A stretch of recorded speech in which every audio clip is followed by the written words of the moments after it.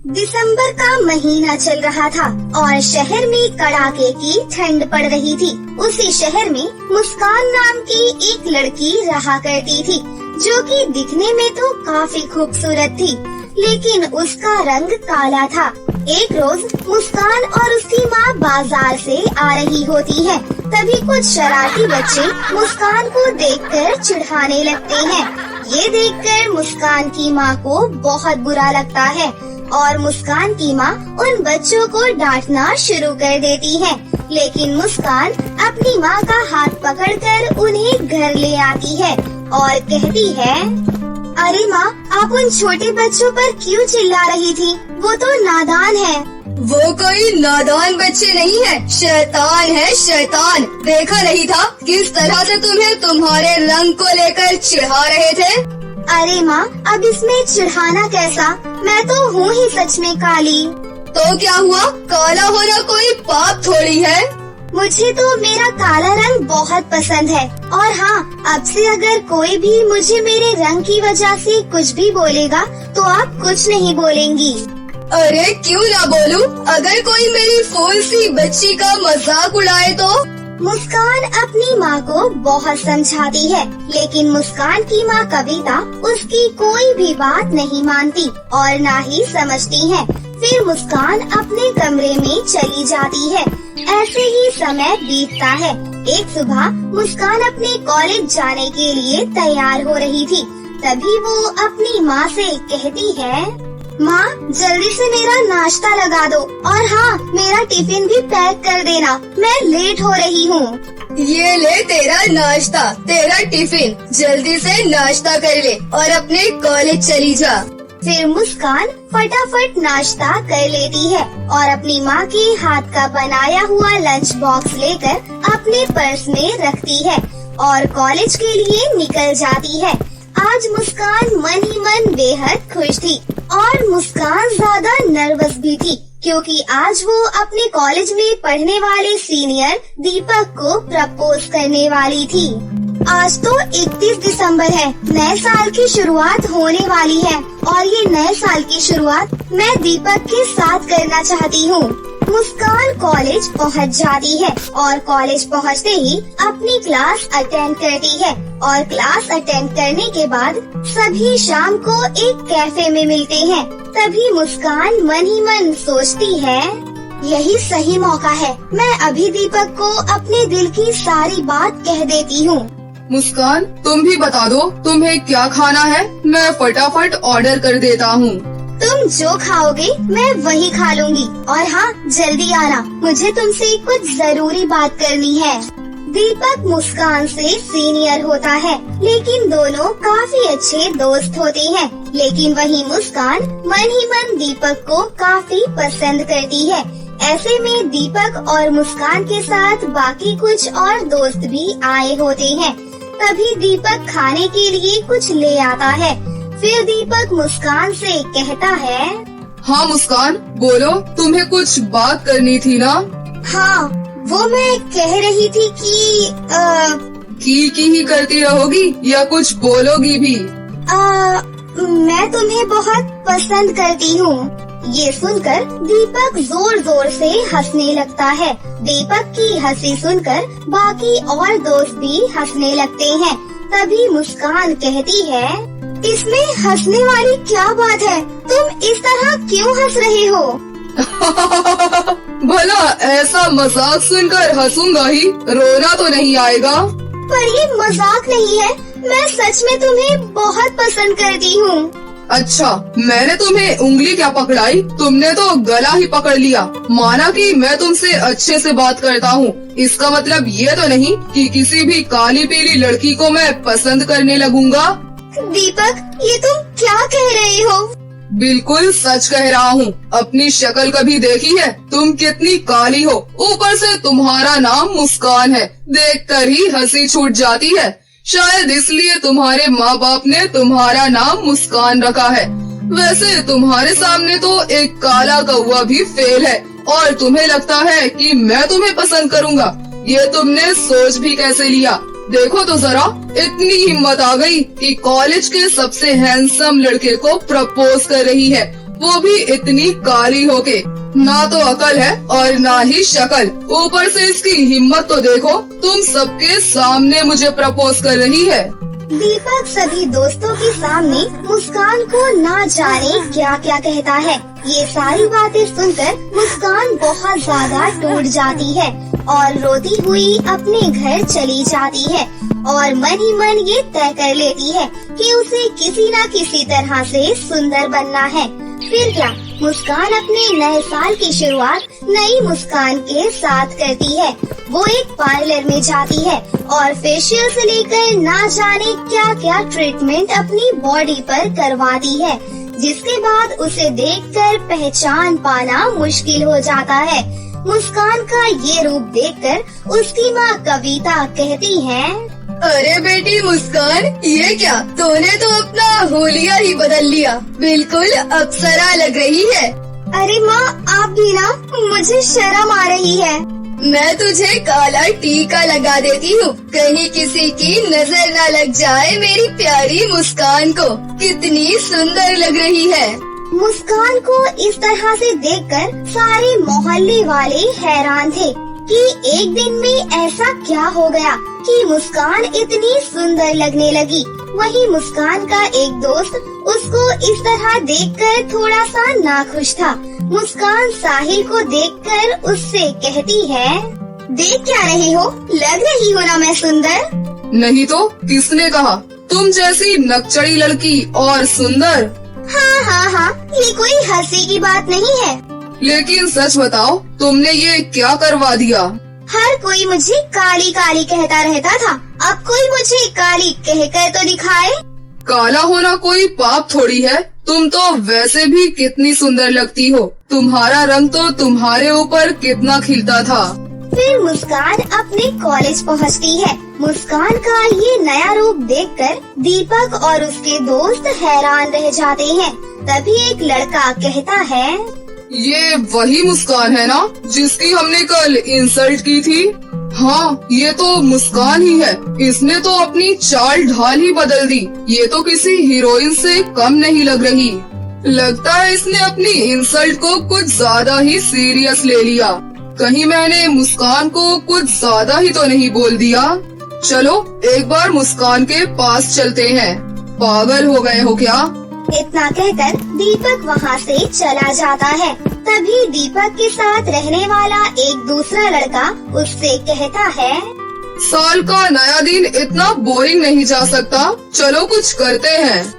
कह तो तुम सही रहे हो, साल का पहला दिन और इतना बुरा बिल्कुल भी नहीं। तभी वहाँ से एक बहुत ही सुंदर सी लड़की जा रही होती है, तो वो लड़का उस लड़की के आसपास घूमने लगता है और मौका मिलते ही उससे बात करने लगता है। लेकिन वो लड़की काफी अमीर और घमंडी होती है, जो उस लड़के के साथ साथ दीपक की भी बहुत बेइज्जती करती है। और दीपक के साथ रहने वाला वो लड़का वहाँ से दुम दबाकर भाग जाता है। दीपक के साथ जो कुछ हुआ वो सब मुस्कान देख रही थी और ये सब देखकर मुस्कान मन ही मन सोचती है, ये लड़की कितनी घमंडी है। दीपक और उसके दोस्त की कितनी बेइज्जती की, पूरे कॉलेज में दोनों का तमाशा बनाकर रख दिया। तो वहीं दीपक को अब काफी ज्यादा बेइज्जती महसूस होती है। तब उसे समझ में आता है कि उसने कल मुस्कान के साथ कितना बुरा किया था और वो मुस्कान के पास जाकर कहता है, मुस्कान मुझे माफ कर दो, मैंने कल तुम्हारे साथ बहुत गलत व्यवहार किया था। बस दीपक, रहने दो। तुमने जो किया उसकी माफी तुम्हें कभी नहीं मिलने वाली। मैं जानता हूँ जो मैंने किया वो बहुत ज्यादा गलत था, लेकिन जो मेरे साथ आज हुआ उससे मैं समझ चुका हूँ कि मैंने जो भी किया था वो कितना ज्यादा गलत था। दीपक, मैं तुम्हें माफ नहीं कर सकती। मुझे मेरे काले रंग से भी कोई परेशानी नहीं थी। मेरा काला रंग मुझ पर खिलता था, मुझे मेरे काले रंग पर गुरूर था, लेकिन तुमने मेरा गुरूर चकनाचूर कर दिया।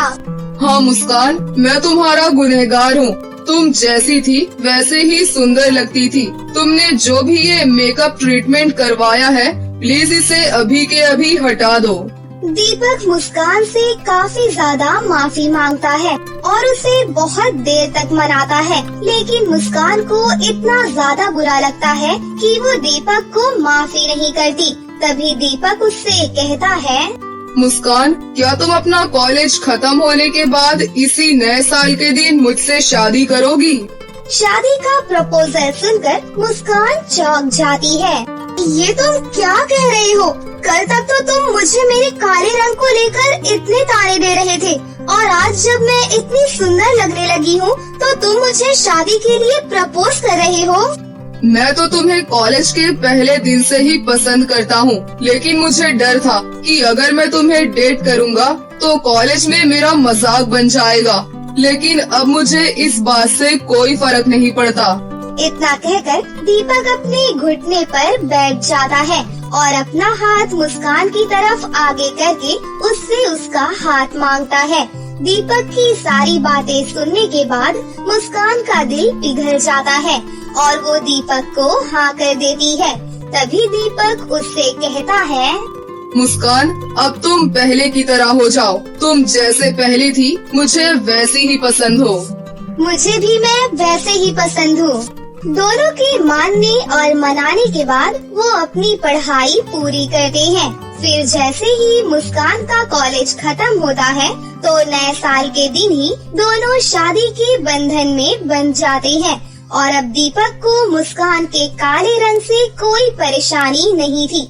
वो गर्व से अपनी पत्नी को सबसे इंट्रोड्यूस करवाता है और उसे सराखों पर बैठा कर रखता है। पड़गापुर गांव में अनुषा अपने माता पिता के साथ रहा करती थी। उसका परिवार बहुत ही ज्यादा गरीब था और उसकी गरीबी की वजह से हर कोई उसका बहुत मजाक भी उड़ाया करता था। फिर समय के साथ साथ जब अनुषा शादी के लायक हो जाती है तो कोई भी उसकी गरीबी की वजह से उससे शादी नहीं करना चाहता था। तभी एक दिन लड़के वाले अनुषा को देखने उसके घर आते हैं और अपनी हैसियत से ज्यादा ही दहेज की मांग करते हैं और कहते हैं, देखिए भाई साहब, मेरा बेटा एक बड़ी MNC कंपनी में काम करता है और हमारे पास किसी भी चीज की कोई कमी नहीं है। तो अगर आपकी बेटी हमारे घर आएगी तो वो राज करेगी, राज। इसलिए ये सब सामान देना तो आपका फर्ज बनता है। आखिरकार बिरजू हमारा एक लौता बेटा है। देखिए बहन जी, हमारे पास हमारी बेटी के अलावा आपको देने के लिए और कुछ भी नहीं है और मैं इससे ज्यादा आपको और कुछ भी नहीं दे पाऊंगा। अरे जब आपके पास कुछ है ही नहीं तो अपनी बेटी की शादी किसी भिखारी से कर दीजिए ना।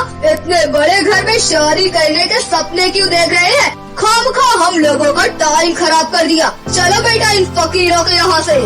इतना कहकर लड़के वाले अनुषा के रिश्ते को ठुकरा कर वहाँ से चले जाते हैं और ऐसे ही कुछ दिन बाद अनुषा की सहेली चारू का रिश्ता एक बड़े घर में तय हो जाता है।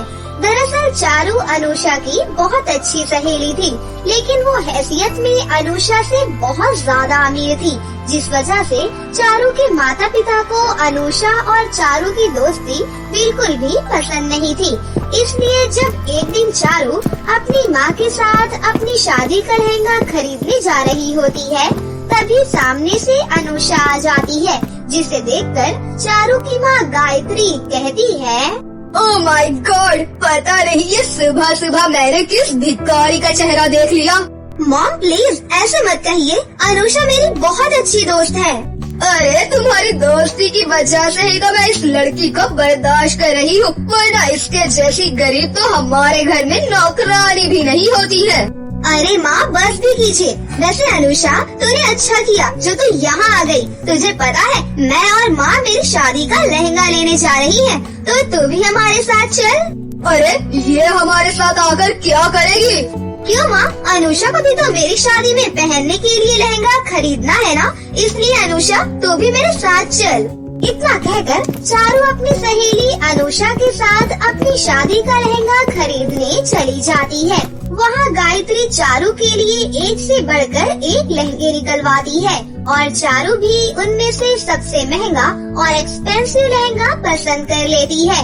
तभी दुकान के कोने में पड़े एक पुराने से लहंगे पर अनुषा की नजर पड़ती है तो वो उस दुकानदार से कहती है, सुनिए भैया, वो कोने में पड़ा हुआ लहंगा कितने का है? अरे नहीं, वो बेचने के लायक नहीं है। वो तो एक डिफेक्टिव पीस है, इसलिए हमने उसे निकाल कर कोने में रख दिया है। आप ये दूसरा लहंगा देख लीजिए, उसे तो हम किसी गरीब को दे देंगे। भैया, तो फिर वो लहंगा आप मुझे ही दे दीजिए। अच्छा ठीक है, आप वो लहंगा ले जाइए। वैसे भी उसकी वजह से हमारी दुकान में काफी जगह घिर रही है। इतना कहकर वो दुकानदार वो लहंगा अनुषा को दे देता है, जिसके बाद अनुषा वो लहंगा लेकर अपने घर आ जाती है और घर आते ही अनुषा सबसे पहले उस लहंगे को साफ करके सिलती है और फिर उसे धोकर पूरी तरह से चमका देती है, जिसके बाद वो लहंगा बहुत ही ज्यादा सुंदर दिखने लगता है और ये देखकर अनुषा को बहुत अच्छा लगता है। फिर जब चारू की शादी वाले दिन जब अनुषा उस लहंगे को पहनकर तैयार होती है तो वो लहंगा पहनते ही अनुषा का चेहरा पहले से भी ज्यादा चमकने लगता है और वो बहुत ही ज्यादा सुंदर दिखने लगती है, जिसे देखकर अनुषा कहती है, अरे वाह, ये लहंगा पहनते ही मेरे चेहरे पर कितनी चमक आ गई है और ये लहंगा भी कितना ज्यादा चमक रहा है। इतना कहकर जब अनुषा वो लहंगा पहनकर अपनी दोस्त चारू की शादी में जाती है तो शादी में आए सभी लोगों की नजर सिर्फ अनुषा के ऊपर ही होती है, क्योंकि अनुषा उस लहंगे में बहुत ही ज्यादा सुंदर दिख रही होती है और शादी में आए हुए करण नाम के एक लड़के को अनुषा से प्यार ही हो जाता है। फिर शादी के कुछ दिन बाद करण अपने माता पिता के साथ अनुषा के घर आता है। देखिए बहन जी, हमारे बेटे को तो आपकी बेटी पहली नजर में ही पसंद आ गई है, इसलिए अब आप बस शादी की तैयारी कीजिए। वो तो सब ठीक है बहन जी, लेकिन हम आपको शादी में कोई दहेज नहीं दे पाएंगे, क्योंकि हमारे पास हमारी बेटी के सिवा और कुछ भी नहीं है। अरे भाई साहब, हमारे पास भगवान का दिया हुआ सब कुछ है, इसलिए हमें आपकी बेटी के सिवा और कुछ भी नहीं चाहिए। हाँ, बस आप हमारे मेहमानों की अच्छे से खातिरदारी कर दीजिएगा ताकि किसी को कुछ कहने का मौका ना मिले। ठीक है बहन जी, जैसा आप कहें। और इस तरह करण और अनुषा की शादी तय हो जाती है और अनुषा इस बात को लेकर बहुत ज्यादा खुश होती है, लेकिन वहीं अनुषा के माता पिता अनुषा की शादी को लेकर बहुत ज्यादा चिंता में होते हैं। अनुषा की माँ माना कि लड़के वाले बहुत अच्छे हैं, उन्होंने हमसे कोई भी दहेज नहीं मांगा है, लेकिन हमें फिर भी शादी में पैसों की जरूरत तो पड़ेगी ही ना। लेकिन हमारे पास तो इस समय एक फूटी कौड़ी भी नहीं है कि हम अपनी बेटी के लिए उसकी शादी का जोड़ा भी खरीद सके। देखिए, आप चिंता मत कीजिए, सब कुछ ठीक हो जाएगा। आप बस कहीं न कहीं से पैसों का इंतजाम करने के बारे में सोचिए। इतना कहकर अनुषा के पिता अगले दिन ही सेठानी जी के पास कुछ पैसे उधार मांगने के लिए चले जाते हैं। सेठानी जी, कुछ दिन बाद मेरी बेटी की शादी है, तो आप मुझे कुछ पैसे उधार दे दीजिए, मैं आपको मजदूरी करके सारे पैसे चुका दूंगा। अरे क्या कहा तूने? तू मेरा पैसे चुका देगा? अरे तेरे पास तो खुद के खाने के लिए पैसे नहीं होते हैं, तो तू मेरा पैसा कहाँ से चुकाएगा? इससे अच्छा चला जा यहाँ से, मैं तुझे कोई भी पैसा नहीं दूंगी। सेठानी की ऐसी बातें सुनकर अनुषा के पिता निराश होकर घर वापस आ जाते हैं और अपने पिता को इस तरह परेशान देखकर अनुषा उनसे कहती है, पिताजी क्या बात है, आप इतना परेशान क्यों लग रही हैं? कुछ नहीं बेटी, मैं तो बस तेरी शादी को लेकर थोड़ा परेशान हूँ, लेकिन तू चिंता मत कर, मैं तेरी शादी बड़े ही धूमधाम से करवाऊंगा। और ऐसे ही समय गुजरता रहता है और अब अनुषा की शादी का दिन भी नजदीक आ जाता है, लेकिन अनुषा के पिता अभी तक पैसों का इंतजाम नहीं कर पाते हैं, जिसकी वजह से वो काफी ज्यादा परेशान होते हैं और अपने पिता को इस तरह परेशान देखकर अनुषा अपने हाथ में उस लहंगे को पकड़े हुए कहती है, हे ऊपर वाले, पता नहीं अब क्या होगा। पिताजी के पास तो बिल्कुल भी पैसे नहीं है कि वो मेरी शादी की तैयारी कर सके। अब ऐसे में कल मेरी शादी कैसे हो पाएगी? मुझे तो कुछ भी समझ में नहीं आ रहा। अनुषा के इतना कहते ही अचानक से वो लहंगा चमक उठता है और ये देखकर अनुषा बहुत ज्यादा घबरा जाती है और कहती है, अरे ये क्या? ये लहंगा अचानक से इतना चमक क्यों रहा है? अनुषा के इतना कहते ही उस लहंगे में से एक आवाज आती है, घबराओ मत अनुषा, मैं एक जादुई लहंगा हूँ और मुझे कई साल पहले एक दुष्ट चुड़ैल ने पुराना हो जाने की वजह से उस कपड़े की दुकान में मुझे बेच दिया था। लेकिन आज तक किसी ने भी मुझे खरीदने के बारे में नहीं सोचा, पर तुमने मुझे देखते ही मुझे खरीद लिया और मुझे ठीक करके फिर से पहले की तरह बना दिया। इससे पता चलता है कि तुम चीजों की कितनी कद्र करती हो। इसलिए आज मैं भी तुम्हारे लिए कुछ करना चाहता हूँ। तो बताओ तुम्हें मुझसे क्या चाहिए?